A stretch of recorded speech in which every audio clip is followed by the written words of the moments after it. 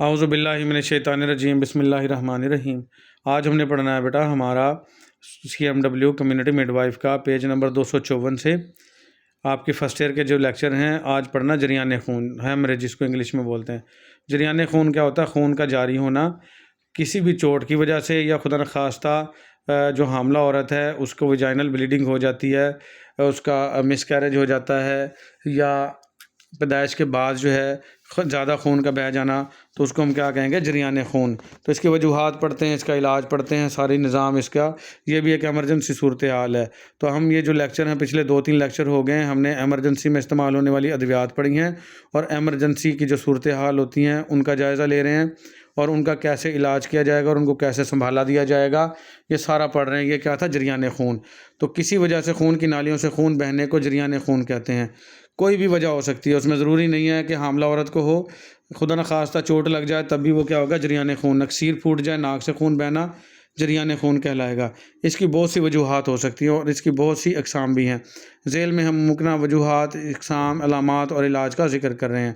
پہلے حادثہ ہے، اس سے خون جاری ہو سکتا ہے۔ گولی زخم لگنے سے خون جاری ہو سکتا ہے۔ آپریشن کیا ہے تو اس سے خون جاری ہو سکتا ہے۔ نکسیر بہنا، ناک سے خون جاری ہو سکتا ہے۔ قبل از ولادت جریان خون، اس کو کہتے ہیں بیٹا اینٹی پارٹم ہیمریج، یعنی ابھی بچے کی پیدائش نہیں ہوئی اور خون پڑنا شروع ہو گیا، ٹھیک ہے۔ بعد از ولادت جریان خون، پوسٹ پارٹم ہیمریج، PPH اس کو شارٹ میں بولتے ہیں، یہ بھی خطرناک ہو سکتا ہے۔ اگر خدا نخواستہ جو آنول ہوتی ہے جس کو پلیسنٹا کہتے ہیں، وہ اگر اس کا کوئی پیس یا کوٹیلیڈن اندر رہ جائے تو بھی خون نہیں رکتا، تو اس کو ہم کیا کہتے ہیں؟ بعد از ولادت جریان خون۔ تھوڑا بہت معمولی خون آنا تو نارمل ہوتا ہے، لیکن اگر یہ 200-250 ml سے زیادہ آ رہا ہو خون، تو اس کا مطلب ہے یہ پوسٹ پارٹم ہیمریج ہے۔ اور دوران ولادت بھی خون جاری ہو سکتا ہے۔ پلیسنٹا جب الگ ہوگی، جس کو آنول کہتے ہیں، تب بھی جریان خون ہوتا ہے۔ تیز دھار آلہ یا زخم لگ جائے اس سے، جیسے کسی نے خنجر یا چھری مار دی، اس سے بھی جریان خون ہو سکتا ہے، چوٹ سے ہو سکتا ہے۔ شریان کا پھٹنا، شریان اگر کوئی پھٹ گئی تو اس سے بھی خون جاری ہو سکتا ہے۔ اور اسقاط حمل، جس کو ابارشن کہتے ہیں، بچے کا ضائع ہو جانا یا مس کیریج، اس سے بھی خون جاری ہو سکتا ہے۔ جریان خون کی اقسام کیا ہیں بیٹا؟ ابتدائی جریان خون، ابتدائی کہتے ہیں جو پہلی مرتبہ، یہ ایسا جریان خون ہوتا ہے کہ وہ واقعے کے ساتھ ہی ہوتا ہے، یعنی جیسے چوٹ لگی ہے تو جو خون آ رہا ہے وہ کیا ہے؟ ابتدائی جریان خون ہے، ٹھیک ہے۔ اور اگر آپ کی چوٹ لگ گئی، پٹی کر دی، اور پٹی کے بعد دوبارہ سے خون جاری ہو گیا تو وہ ثانوی جریان خون کہلائے گا بیٹا، ٹھیک ہے۔ جیسا کہ اگر چوٹ لگے تو اس کے ساتھ ہی بہتا ہے، یہ ابتدائی جریان خون ہے۔ اگر آپریشن ہو تو اس وقت بہتا ہے، یہ بھی ابتدائی جریان خون ہے۔ عرضے کہ جو بھی وجہ ہو، اس کے وقوع کے ساتھ ہی جریان خون ہوتا ہے، یہ ابتدائی جریان خون کہلاتا ہے۔ پھر یہ ثانوی لفظ ہے، یہ کٹ گیا بیٹا، ثانوی کہتے ہیں بعد میں آنے والا، ٹھیک ہے۔ یہ جریان خون ابتدائی جریان خون کے 1 ہفتہ بعد یا اس سے بھی زیادہ تاخیر سے ہوتا ہے۔ زخم کی صورت میں وہ مندمل ہو رہا ہو، یعنی چھوت کے نتیجہ میں، یعنی اس کو آپ نے چھویا ہے زخم کو اور وہ ٹھیک ہو رہا تھا تو خون پھوٹ پڑا وہاں سے، ٹھیک ہے۔ اس نتیجہ میں شریانی یا وریدی خرابیوں کے باعث جریان خون ہو سکتا ہے، اس کو ہم کیا کہیں گے؟ ثانوی جریان خون، ٹھیک ہے۔ سڑاؤ کی حالت کا پیدا ہونا، سڑاؤ کہتے ہیں اگر زخم گلنا سڑنا شروع ہو گیا ہے، اس کی وجہ بھی ہو سکتی ہے ثانوی جریان خون کی۔ زخم کی درست، یہ درست لفظ دوست نہیں ہے بیٹا، درست نگہداشت نہ ہونے سے ایسا ہو سکتا ہے۔ اگر زخم کے اندر کوئی بیرونی چیز رہ جائے تب بھی ایسا ہو سکتا ہے۔ جیسے خدا نخواستہ آپ کو گولی لگی تھی اور آپ کو نظر نہیں آئی، اور وہ گولی اندر ہی، آپ نے اس کو پٹی شٹی کر دی تھی، وقتی طور پہ تو خون رک گیا، لیکن وہ گولی اندر ہی موجود ہے، تو جیسے ہی آپ پٹی کھول لیں گے یا 6-7 دن کے بعد، ہفتے کے بعد، وہاں سے دوبارہ خون جاری ہو جائے گا، تو اس کو ہم کیا کہیں گے؟ ثانوی جریان خون۔ پھر رد عمل میں جریان خون، یہ جریان خون کی وہ حالت ہے جو ابتدائی جریان خون کے 24 گھنٹے کے اندر ہوتا ہے۔ یہ کسی جسمانی رد عمل کی وجہ سے ہوتا ہے۔ مریض کی غفلت کے باعث زخم کا منہ کھل جانے سے ہو سکتا ہے۔ شدید کھانسی، قے وغیرہ سے زخم دوبارہ خون جاری ہو سکتا ہے۔ جیسے خدا نخواستہ کو بہت ساری عورتیں ہیں جن کو آپریشن ہوتا ہے بڑا، اور ان کو کھانسی آتی ہے، تو کھانسی آئے گی تو اس کے ٹانکوں پہ زور پڑے گا، اور ٹانکے تھوڑے سے وہ کھسک جاتے ہیں یا کھل جاتے ہیں، اور سکن پھٹ جاتی ہے، تو وہاں سے جریان خون ہو سکتا ہے، تو اس کو کہیں گے رد عمل، یعنی کھانسی کے رد عمل میں خون جاری ہوا ہے۔ اس طرح کا جریان خون بعض اوقات بہت مشکلات کا باعث بنتا ہے۔ اس حالت کی وجہ سے بلند فشار خون یعنی ہائی بلڈ پریشر کی وجہ ہو سکتی ہے۔ اگر کسی عورت کا، یہ لفظ سے نہیں آئے گا، ٹھیک ہے، نہیں سوری، اس میں سے آئے گا بیٹا۔ تو یہ حالت جو ہے رد عمل کی وجہ سے جریان خون ہوا ہے، تو اس سے کسی کا بلڈ پریشر بھی ہائی ہو سکتا ہے، ٹھیک ہے، اس کو بلند فشار خون اردو میں کہیں گے۔ بیرونی جریان خون کیا ہے؟ جو آپ کو خون نظر آ رہا ہے اس کو بیرونی کہیں گے بیٹا۔ جیسے چوٹ لگی ہے یا ویجائنل بلیڈنگ ہو رہی ہے، وہ جو نظر آ رہی ہے وہ بیرونی کہلائے گا، اور جو اندر ہی ہو گئی جو آپ کو نظر نہیں آئی اس کو کہیں گے اندرونی۔ جیسے خدا نخواستہ ہڈی ٹوٹ گئی اور اندر ہی خون کافی سارا بہہ گیا، جیسے کہ فیمر بون ہے نا آپ کی تھائی کی ہڈی، ران کی ہڈی، یہ اگر ٹوٹ جائے اور ہڈی ٹوٹ کے باہر بھی نہ آئے، کوئی زخم بھی نہ ہو، لیکن پھر بھی 1.5 سے 2 لیٹر بلڈ اندر ہی ضائع ہو جاتا ہے، تو اس کو ہم کیا کہیں گے؟ اندرونی جریان خون۔ تو بیرونی جریان خون کیا ہوگا بیٹا؟ بیرونی جریان خون سے مراد ایسا جریان خون ہے جو جسم سے باہر بہتا ہے، یہ عام طور پر کسی بیرونی حصہ کے متاثر ہونے سے ہوتا ہے۔ اس کی ایک صورت نکسیر یا بواسیر ہو سکتی ہے۔ بواسیر کہتے ہیں بیٹا پخانے والی جگہ پہ کچھ زخم بن جاتے ہیں، ان سے خون کا بہنا بواسیر، اور نکسیر ناک سے بہتی ہے۔ پھر اندرونی جریان خون جیسا کہ میں نے بتایا اندر ہی ہوگا، نظر نہیں آئے گا۔ اندرونی جریان خون سے مراد ایسا جریان خون ہے جو جسم کے اندر بہتا ہے، یہ بیرونی طور پر بہتا ہوا نظر نہیں آتا، یہ کسی اندرونی عضو کے زخمی ہونے سے یا کسی بیماری کے باعث ہو سکتا ہے۔ اس کا جریان داغ، تلی، جگر، پھیپھڑوں سے ہو سکتا ہے، ٹھیک ہے، سوری دماغ ہے، داغ نہیں دماغ، یعنی دماغ کے اندر خون کا اندر ہی ضائع ہو جانا، جیسا کہ انٹرنل بلیڈنگ ہو گئی، سر کی چوٹ لگی ہے، ہیڈ انجری ہوئی ہے تو انٹرنل بلیڈنگ ہو گئی، ٹھیک ہے۔ تلی کہتے ہیں بیٹا سپلین انگلش میں کہتے ہیں، تو اس میں جگر کلیجی کو کہتے ہیں، اور پھیپھڑوں میں ان میں ہو سکتا ہے اندرونی جریان خون۔ پھر آ جائے گا شریانی جریان خون، شریان کا پھٹ جانا۔ شریانیں جو ہوتی ہیں نا بیٹا، ان میں خون کا بہاؤ بہت تیز ہوتا ہے، یہ آکسیجنیٹڈ بلڈ پوری باڈی تک پہنچاتی ہیں، تو اس کے اندر اگر خدا نخواستہ کٹ لگ گیا تو فوارے کی طرح خون بہتا ہے۔ جیسے آپ نے کبھی دیکھا ہوگا قربانی وغیرہ پہ جب جانور ذبح کرتے ہیں تو اس کی شریانیں کاٹی جاتی ہیں گردن کے پاس سے، اور خون فواروں کی صورت میں بہہ رہا ہوتا ہے۔ تو یہ شریان پوری باڈی میں ہر جگہ پہ ہیں، لیکن اللہ پاک کا بڑا پیارا نظام ہے، ان کو اللہ پاک نے ڈیپ رکھا ہوا ہے، گہرائی میں رکھا ہوا ہے۔ اگر خدا نخواستہ کوئی چوٹ کٹ لگتا بھی ہے تو وینس تو کٹ جاتی ہیں آسانی سے، کیونکہ وین اوپر ہوتی ہیں، ان میں پریشر زیادہ بھی نہیں ہوتا، اور وین کا بلڈ روکنا بھی آسان ہوتا ہے۔ لیکن جو آرٹریز ہیں، شریانیں ہیں جو اللہ پاک نے وہ اندر رکھی ہوئی ہیں کافی گہرائی میں، جہاں یہ پھدکتی بھی ہیں، ان میں پلس فیل ہوتی ہے، جیسے ہم کیروٹڈ پلس جو ہے فیل کرتے ہیں گردن کے پاس سے، اور ہماری ریڈیل پلس ہوتی ہے جو ہم کلائی سے محسوس کرتے ہیں۔ تو یہ اللہ پاک نے جس جلد کے نیچے گہرائی میں رکھی ہوئی ہیں۔ یہ وہ جریان خون ہے جو شریانوں سے ہوتا ہے۔ یہ خون سرخ اور چمکدار ہوتا ہے کیونکہ اس میں آکسیجن ہوتی ہے بیٹا، آکسیجن والا خون ہمیشہ سرخ اور چمکدار ہوتا ہے۔ اس طرح کا جریان خون تیزی سے بہتا ہے، اس کا جریان نبض کے اتار چڑھاؤ کے ساتھ کم یا زیادہ ہوتا ہے، جیسے یعنی کہ دل پمپ کرے گا تو خون فوارہ پھوٹے گا، جیسے دل ریلیکس کرے گا تو اس کا خون کم ہوگا، ایسے ایک فوارہ نکلا پھر کم ہوا، پھر نکلا پھر کم ہوا، اس طرح سے ہوگا۔ یہ اس طرح کا خون اکثر اوقات زیادہ بہہ جاتا ہے اور اس سے زندگی کو خطرہ ہو سکتا ہے۔ پھر آ جائے گا وریدی خون بیٹا، جس کو وین کہتے ہیں۔ یہ جریان وہ ہوتا ہے جو وریدوں سے ہوتا ہے، یہ خون گہری سرخ رنگت کا حامل ہوتا ہے۔ اس طرح کا وریدی جریان آہستہ ہوتا ہے کیونکہ ان میں پریشر کم ہوتا ہے نا بیٹا، اس میں شریانی جریان جیسی تیزی نہیں ہوتی، لیکن جگر کی وریدوں سے بہنے والا خون تیز ہو سکتا ہے، عام طور پر خطرناک نہیں ہوتا وریدی خون، ہاں شریانی خون تیز ہو سکتا ہے اور خطرناک بھی ہو سکتا ہے۔ عروق شاریہ سے جریان خون، عروق شاریہ کہتے ہیں بیٹا کیپلریز، جو شریانیں اور وریدیں ہیں، انگلش میں کہتے ہیں آرٹریز اور وینز، ان کے درمیان کی جو نالیاں ہوتی ہیں ان کو عروق شاریہ کہتے ہیں۔ یہ انتہائی باریک ہوتی ہیں بیٹا، ٹھیک ہے، تو یہ جسم کے اندر موجود باریک نالیوں یعنی عروق شاریہ یا کیپلریز سے بہتا ہے۔ یہ خون چمکدار سرخ ہوتا ہے، اس کا بہاؤ شریانی خون کی طرح تیزی سے ہوتا ہے۔ اس طرح کا بہاؤ مسلسل طویل عرصہ تک ہو سکتا ہے، اس کا زیادہ خراج نقصان کا باعث ہو سکتا ہے۔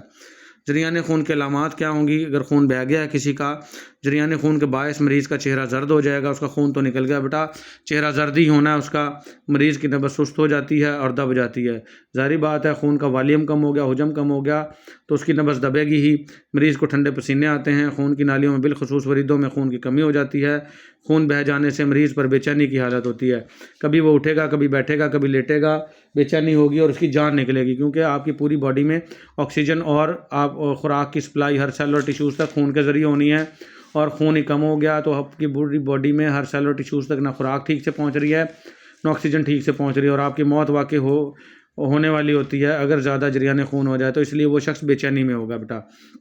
जरियाने खून से मरीज़ का ब्लड प्रेशर कम हो जाएगा। ज़ाहिरी बात है, वॉल्यूम हजम कम हो गया तो ब्लड प्रेशर भी कम होगा। नब्ज़ भी दब जाएगी, यानी नब्ज़ भी स्लो और कम हो जाएगी और ब्लड प्रेशर भी कम हो जाएगा। अलामात के बढ़ने के साथ आँखों के सामने अंधेरा आता है। जरियाने खून की ज़्यादती से मरीज़ बेहोश भी हो सकता है। खून के बह जाने से बाफ्तों में ऑक्सीजन की मिकदार कम हो जाती है, जो कि नुकसान का बायस बनती है, जो अभी मैंने बताया है। देखने में आया है कि बाज़ औक़ात जरियाने खून से गुर्दे और जिगर मुतासर होता है और ये काम करना छोड़ देते हैं। इसके अलावा दिल दिमाग का फेल मुतासर हो सकता है, क्योंकि बेटा दिमाग के जो खुलिये और दिल के खुलिये सबसे ज़्यादा हसास हैं।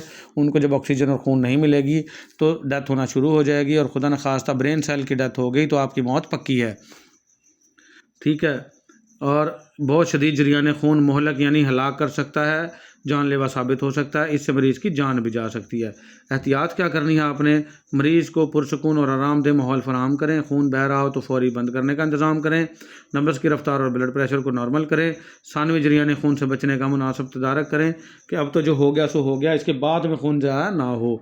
ठीक है। ज़्यादा खून बह जाने की सूरत में इंतकाल खून का इंतज़ाम करें, यानी खून मुंतकिल करें, उसको खून की ड्रिप लगवा दें। अलामात के मुताबिक दवा दें, ज़रूरत के वक्त सुकून और आराम दें उसको। फिर आ जाएंगे बेटा वाउंड्स, ज़ख़म जिसको कहते हैं। फिर आ जाएंगे बेटा ये ज़ख़म भी एमरजेंसी सूरत हाल है। अगर ज़ख़म लग जाएंगे, ज़ाहिरी बात है खून बहेगा, तो वो क्या है बेटा, जिस्मानी बाफ्तों के तसलसल के मुनक़ता होने को ज़ख़म कहते हैं, यानी जो आपकी गोश्त है उनको हम बाफ्तें कहते हैं बेटा, तो वो जुड़ा हुआ है। लेकिन अगर कट लगेगा तो वो मुनक़ता हो जाएंगे, एक दूसरे से आपका गोश्त दूर होगा तो उसको हम क्या कहेंगे? ज़ख़म कहेंगे। इस सूरत में बाफ्तों में कटाव आता है। ये ज़ख़म बहुत सी सूरतों में बन सकते हैं। ज़ख़म हादसाती हो सकते हैं। हादसाती कहते हैं किसी एक्सीडेंट वगैरह की सूरत में, किसी हमला आवर की तरफ लगाए जा सकते हैं। तरफ से, यहाँ लफ्ज़ तरफ से आएगा, यानी किसी हमलावर की तरफ से लगाए जा सकते हैं। किसी ने मतलब छुरी से या खंजर से हमला कर दिया तो उससे लग सकते हैं बेटा, और ख़ुद से भी लगाए जा सकते हैं। कोई लड़कियां जब उनका जानू काल ना अटेंड कर रहा हो तो वो अपनी वेंस काट लेती हैं, तो ये ख़ुद से भी लगाए जा सकते हैं। ये मजाक की सूरत में मैंने कहा बेटा, और भी बहुत सारी चीज़ें होती हैं। तो ये ज़ख़म मंदरजा झेल इक़साम के हो सकते हैं। नोकदार ज़ख़म, नोकदार मीन जैसे सुई वगैरह से या छुरी की नोक से ज़ख़म लग जाना। कटे फटे ज़ख़म होते हैं कि आप ऐसे रोड पे गिरे हो जहाँ पे बजरियाँ पड़ी थी, और वो बुरे वाले ज़ख़म कटे फटे होंगे, इसको लैसिरेटेड वाउंड कहेंगे बेटा। जला हुआ ज़ख़म, किसी चीज़ से जल गए हो। जानवर के कांटे का ज़ख़म, जानवर जैसे किसी कुत्ते ने काट लिया, उससे भी ज़ख़म हो सकता है। तेज़ धार आले का ज़ख़म, जिसको हम खंजर छुरी भी कह सकते हैं। गोली के ज़ख़म, गोली लगी है। पीप वाले ज़ख़म, बाद में अगर ज़ख़म ख़राब हो जाए, पीप पड़ जाए, तो उनसे भी खून बह सकता है, तो वो भी ज़ख़म हो सकते हैं। तो हम बारी बारी पढ़ते हैं बेटा। तेज़ धार आले का ज़ख़म, इस तरह के ज़ख़म तेज़ धार आले, ब्लेड, चाकू, छुरी, उस्तरा, कुल्हाड़ी वगैरह से बनता है। ये ज़ख़म झेल की नौयत के होते हैं। कौन से? ये ज़ख़म साफ़ तौर पर कटे हुए होते हैं। इनकी लंबाई देखने में गहराई की निस्बत ज़्यादा होती है। ज़ख़म कम गहरे हों या ज़्यादा, बाफ्तें गहराई तक यकसां तौर पर कटी होती हैं। इस तरह के ज़ख़म के गिर्द किसी किस्म की रगड़ या खराश नहीं होती। ऐसे ज़ख़मों से आज़ादाना तौर पर खून बहता है। इस तरह के ज़ख़मों के किनारे जिस्मानी रद्द-ए-अमल से मुड़ जाते हैं। तेज़ धार आले के ज़ख़म ख़तरनाक हो सकते हैं। फिर आ जाएंगे बेटा नोकदार ज़ख़म, नोक वाली चीज़, कोई नुकीली चीज़, बर्फ़ वाला सूआ हो गया, सुई हो गई। इस तरह के ज़ख़म पेचकश, सुए, नेज़े, बर्छी होती है बेटा, जो अहले तशील लोग जो अपनी कमर पे चलाते हैं, छुरियाँ सी छोटी छोटी जंजीरों के साथ और मुठ के साथ बंधी होती हैं, उसको बर्छी कहते हैं बेटा। कैंची का ज़ख़म, चाकू या छुरी के अमूदन इस्तेमाल से बनते हैं। अमूदन इस्तेमाल का मतलब, क्योंकि बेटा छुरी और चाकू के सिरे के ऊपर नोक होती है, तो इसलिए अगर उनको बिल्कुल सीधा 90 के एंगल पे मारा जाएगा तो उनसे भी ज़ख़म बनेंगे और वो नोकदार ज़ख़म होंगे। ऐसे ज़ख़मों की अलामात दर्जेल होती हैं बेटा। ऐसे ज़ख़मों की लंबाई गहराई की निस्बत बहुत कम होती है, यानी गहराई ज़्यादा होगी, लंबाई कम होगी, क्योंकि नोकदार आला अंदर तक घुसेगा बेटा गहराई में। ज़ख़मों की गहराई आम तौर पर आला या हथियार के ब्लेड के बराबर होती है। इस तरह के ज़ख़मों में बैरूनी जरियाने खून कम और अंदरूनी जरियाने खून ज़्यादा होता है, बिलखसूस जब यह सीने या पेट के जौफ में हों। यानी पेट पे अगर छुरी लगी है या सुआ मार दिया किसी ने, तो बाहर खून कम बहेगा, अंदर ज़्यादा बह जाएगा नोक वालों से। इस तरह के ज़ख़मों का बैरूनी तौर पर एक मुँह और अंदरूनी तौर पर एक से ज़्यादा हो सकते हैं। ज़ख़म के साथ हथियार से मिलती जुलती होगी, यानी ज़ख़म जैसा होगा, जैसा कोई चीज़ मारी है वैसा ही ज़ख़म होगा। छुरी वाला थोड़ा सा गहरा और सुए वाला बारीक होगा। ज़ख़म के किनारे साफ़ तौर पर कटे हुए भी हो सकते हैं और दंदानेदार भी हो सकते हैं। तो ये थे हमने 2 ज़ख़म पढ़े बेटा, तेज़धार आले के और नोकदार। फिर आ जाएंगे कटे फटे ज़ख़म। ये ज़ख़म जो कटे फटे होते हैं ये पत्थर, ईंट, लोहे के राड, लाठी, सींग या हादसाती तौर पर बन सकते हैं। अलामात दर्ज झेल होती हैं। वो कौन सी अलामात हैं बेटा कटे फटे ज़ख़म की? ज़ख़मों के किनारे गैर हमवार और कटे फटे होते हैं। ज़ख़म देखने में टेढ़े मेढ़े होते हैं। गोश्त कुचला होता है, यानी उसका कीमा बना होता है अक्सर। इन कटे फटे ज़ख़मों के अंदरूनी असाबी रेशे नज़र आते हैं। इन ज़ख़मों के इर्द गिर्द सोजन और सुर्खी पाई जाती है। ज़ख़मों के इर्द गिर्द रगड़ या खराश पाई जाती है। ज़ख़मों के गिर्द जो जिल्द की रंगत अक्सर नीली हो जाती है। इस तरह के ज़ख़मों से खून बहता है। फिर आ जाएगा बेटा गोली के ज़ख़म। गोली लगने से तो आपको पता है सुराख होगा। इस तरह के ज़ख़म आतशीन असले से बनते हैं। आतशीन असले से कहते हैं बेटा जिसके पीछे आग हो। तो गोली जब भी निकलती है तो उसके पीछे आग होगी, आग की ही स्पीड से, क्योंकि बारूद होता है। और जैसे ही हम ट्रिगर दबाते हैं, घोड़ा दबाते हैं, तो बारूद में आग लगती है और आग लगेगी तो गोली स्पीड के साथ जाके बॉडी में घुस जाती है। तो इसको हम क्या कहेंगे? आतशी असला। ठीक है, जैसे पिस्तौल, रिवाल्वर, काशनकोफ और भी कोई गन हो सकती है। इनके अलावा दर्जेल हैं बेटा। ज़ख़म की शक्ल का इन्हिसार हथियार की नौइयत और इसके इस्तेमाल के फासला पर है। करीब से अगर हथियार चलाया है तो ज़ख़म ज़्यादा गहरा होगा। दूर से चलाया है जैसे पिस्टल वगैरह तो उसकी रेंज ज़्यादा नहीं होती, तो हो सकता है छू के गोली गुजर गई हो या गोली इतनी गहराई में ना गई हो। तो ये इसके फासले पर भी इन्हिसार करता है कि ज़ख़म कितना गहरा होगा। गोली करीब से चले तो जिल्द फट जाती है। ज़ख़म सितारे की मानद बनता है। गैस की वजह से जिल्द जल कर स्याह हो जाती है और इर्द गिर्द के बाल जल जाते हैं। गन का फासला 1 मिनट हो तो गैस का असर नहीं होता और ज़ख़म गोली से गोल होता है और जिल्द, ये लफ्ज़ जलनदार है बेटा, और जलनदार होता है, यानी जलन होती है उसमें। ऐसा ज़ख़म होता है जिसमें जलन होगी और स्याह रंग का होता है। फासला 3 मिनट हो तो जलन की अलामत भी नहीं होती और ज़ख़म उभार वाला होता है, यानी गोली इतनी ज़्यादा गहरी नहीं गई होती। बाज़ हालतों में गोली जिस्म के आर पार हो जाती है तो ज़ख़म के 2 मुँह बन जाते हैं। एक गोली के दाखिले का सुराख और दूसरे अखराज का सुराख, जहाँ से गोली बाहर निकली है। फिर आ जाएगा बेटा जला हुआ ज़ख़म। ज़ख़म को हरारत जैसे गर्म पानी, गर्म दूध और कोई गर्म माया और दूसरी सूरत में खुश्क हरारत जैसे कि आग या शोला या गर्म चीज़ से बनते हैं। ये जले हुए ज़ख़म जल जाने से जिल्द पर आबले बन जाते हैं। आबले कहते हैं बेटा पानी वाले, वो इंग्लिश में उसको ब्लिस्टर कहते हैं। ठीक है, आबले बन जाते हैं। बाज़ हालात में जब हालत शदीद हो तो ऊपर वाली जिल्द मुकम्मल तौर पर तबाह हो जाती है, यानी आबले फट जाएंगे और जिल्द ऊपर वाली तबाह हो जाएगी। जलने के कई दर्जे होते हैं, यानी बाज़ औक़ात बाफ्तें भी जल जाती हैं। ठीक है, जो जिल्द के ऊपर ऊपर जलन होगी बेटा उसको कहते हैं सुपरफिशियल बर्न, और जो गहराई तक जल जाता है उसको कहते हैं डीप बर्न। तो जले ऐसे ज़ख़मों में शदीद जलन और दर्द होता है। शदीद तकलीफ़ से बेहोशी या सदमा भी हो सकता है। ये बेहोशी है लफ्ज़, ये बे लिखा गया उनसे बेचारों से। जानवर के कांटे का ज़ख़म, ये जानवर किसी भी जानवर जैसे कुत्ता, बिल्ली, घोड़ा, भैंस वगैरह के काट लेने से बनता है। इस तरह के ज़ख़म की शक्ल कटे पटे ज़ख़म से मिलती जुलती है। ज़ख़म बेतरतीब और दंदानेदार होता है। ज़ख़म की गहराई का निसार काटने की नौइयत पर होता है। बाज़ों का ज़ख़म की साख्त काटने वाले जानवर के दांतों से मुशाबे होती है। इस तरह के ज़ख़मों से ज़्यादा खून नहीं बहता। ये बेटा मैं इसलिए पढ़ा रहा हूँ तेज़ी के साथ कि आपका कोर्स जल्दी जल्दी कंप्लीट करवाया जा सके। आपके पेपर करीब आ रहे हैं तो ये आम सी बातें हैं, ख़ुद भी पढ़ेंगे तो समझ में आ जाएंगी। फिर आ जाते हैं बेटा पीप वाले ज़ख़म। पीप वाले ज़ख़म को कहते हैं इन्फेक्टेड वाउंड। ठीक है, उनके अंदर पीप जिसमें पड़ जाए तो इन्फेक्टेड वाउंड कहलाता है बेटा। पीप वाले ज़ख़म को मंदरजा बाला ज़ख़मों के किसी भी किस्म से ताल्लुक़ रख सकते हैं। जो ऊपर वाले जितने भी ज़ख़म हैं उनमें अगर पीप पड़ जाएगी तो हम उनको क्या कहेंगे? पीप वाले ज़ख़म। पीप वाला ज़ख़म दरअसल ज़ख़म की इब्तदाई हालत नहीं होती, बल्कि ये किसी भी ज़ख़म के बिगड़ जाने से बनता है। ज़ख़म के बिगड़ जाने में से इसमें पीप पड़ जाती है। ज़ख़म के अंदर के रेशे गल सड़ जाते हैं। इन रेशों के गलने सड़ने के नतीजे में ही पीप पैदा होती है। ज़ख़म के गलने सड़ने या पीप की रंगत की या मिकदार इसके पुराने होने से बराह रास्त ताल्लुक़ होता है, यानी जितना ज़ख़म पुराना होगा उतनी उसमें पीप या उसका गला सड़ा होना ज़्यादा होगा। एहतियात क्या करनी है बेटा? ज़ख़मों के इलाज के सिलसिला में सबसे कबल ये काम करें कि इनसे बहता हुआ खून बंद करें। अगर ज़ख़म के अंदर कोई चीज़ जैसे हड्डी, लकड़ी, शीशे का टुकड़ा हुआ हो तो इसको एहतियात से निकाल दें। ज़ख़मों को गर्द गुबार से बचाएं, यानी मिट्टी ना पड़ने दें और کسی اچھے دافع جراثیم محلول سے صاف کریں۔ دافع جراثیم محلول کیا ہو سکتا ہے بیٹا؟ سپرڈ اور پائیوڈین اچھے دافع جراثیم ہیں، یعنی جراثیم کو دفع کرنے والے محلول ہیں، ان سے صاف کریں۔ مناسب دوا لگا کر پٹی باندھیں۔ زخموں کے گرد جمع ہوا خون زبردستی اتارنے کی کوشش نہ کریں۔ زخموں سے خون بہہ جانے کی صورت میں خیال رہے کہ مریض بے ہوشی یا صدمے کا شکار نہ ہو۔ تو یہ سارے بیٹا زخم تھے، اور زخموں کے اوپر پٹی بھی کی جائے گی، پٹی بھی ساتھ کے ساتھ پڑھ لیتے ہیں۔ تو زخم یا چوٹ کے مقام کی حفاظت کے لیے اس کو دوا لگا کر پٹی سے ڈھانپ دیا جاتا ہے، اور یہی مرہم پٹی کا عمل ہے۔ پٹی اس لیے کی جاتی ہے کہ زخم کی حفاظت ہو سکے۔ زخم سے، یہ لفظ زخم سے ہے، ٹھیک ہے، زخمس بڑیے نہیں ہے، یہ زخم سے لفظ ہے بیٹا، سین بڑیے سے، یہ سین بڑیے کے ساتھ ملنا تھا۔ زخم سے خون بند کرنے کے لیے مرہم پٹی کی جاتی ہے۔ زخم جلد کی ایک کھلی حالت ہوتی ہے جہاں سے کوئی بھی چھوت بآسانی لگ سکتی ہے۔ چھوت کہتے ہیں بیٹا چھوت کی بیماریاں، کسی دوسروں کی بیماریاں، یا ہوا میں اڑنے والے جراثیم یا ٹیٹنس کے جراثیم، وہ وہاں سے جہاں چوٹ لگی ہے انٹری لے سکتے ہیں۔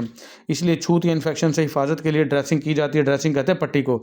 ڈریسنگ کا مطلب یہ ہے بھی صاف ستھرے کپڑے پہننا، یہاں پٹی کے لیے ڈریسنگ یوز ہوتا ہے لفظ بیٹا۔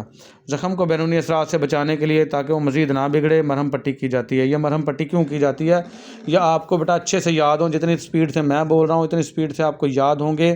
تو اگر یہ لفظ، یہ سوال آ جائے گا آپ کے ایگزامینیشن میں، تو آپ نے 3 گھنٹے آپ کا ہاتھ نہیں رکنا چاہیے، اور آپ نے اچھے لکھ کے آنا سارا سب کچھ۔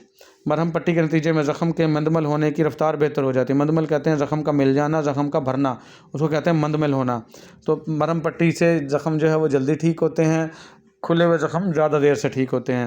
زخم میں انفیکشن ہونے سے ان میں پیپ پڑ سکتی ہے، ان میں زہریلا پن پیدا ہو سکتا ہے، اور یہ زہریلا پن جسم میں سرایت کر کے موت کا باعث بن سکتا ہے، جس کو ہم سیپسس کہتے ہیں۔ ڈریسنگ کرنے سے اچھی طرح اس طرح کی جو حالت ہے اس سے بچا جا سکتا ہے۔ مرہم پٹی کے لیے احتیاطیں کیا ہیں بیٹا؟ مرہم پٹی کا تمام سامان جس میں پٹیاں، روئی، کینچی، بلیڈ، ٹانکے کی سوئیاں وغیرہ شامل ہوتی ہیں، سب سٹیریلائز ہونے چاہیے، یعنی جراثیم سے پاک ہوں۔ یہ نہ ہو آپ گندے مندے کپڑے کی پٹی لپیٹ دو اور جراثیم کو آپ زخم تک خود ہی پہنچا دو ہیں۔ پٹی کرنی ہے جراثیم سے بچانے کے لیے، اور گندی پٹی کر دی تو جراثیم کو آپ نے زخم تک خود ہی پہنچا دیا ہے۔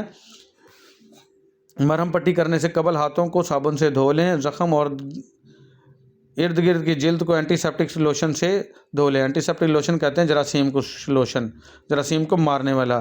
ضرورت ہو تو ٹانکے لگائے جائیں۔ خون بند نہ ہو رہا ہو تو پریشر بینڈیج باندھیں۔ پریشر بینڈیج کہتے ہیں بیٹا زور سے کس کے پٹی باندھنا، اور مناسب دوا لگا کر پٹی کریں۔ جو بھی دوائیاں ہوتی ہیں، پولی فیکس لگانی ہے، یا خدا نخواستہ نیومائسن یا پائیوڈین سے پٹی کرنی ہے، تو جو دوا لگانی ہو وہ لگا کے پٹی کریں بیٹا۔ تو سیپسس اور اے سیپسس ہم پڑھیں گے کل اگلے لیکچر میں۔ سیپسس کہتے ہیں جراثیم کا حملہ۔ امید ہے آپ کو میرا پچھلا لیکچر یہ سمجھ میں آ گیا ہوگا۔ سمجھ میں آ جائے تو اپنے دوستوں کے ساتھ شیئر کریں تاکہ بچے گھر بیٹھ کے اچھی والی تیاری کر سکیں۔ آج کے لیے ہمارا اتنا ہی، ملیں گے اگلے لیکچر میں۔ اللہ حافظ۔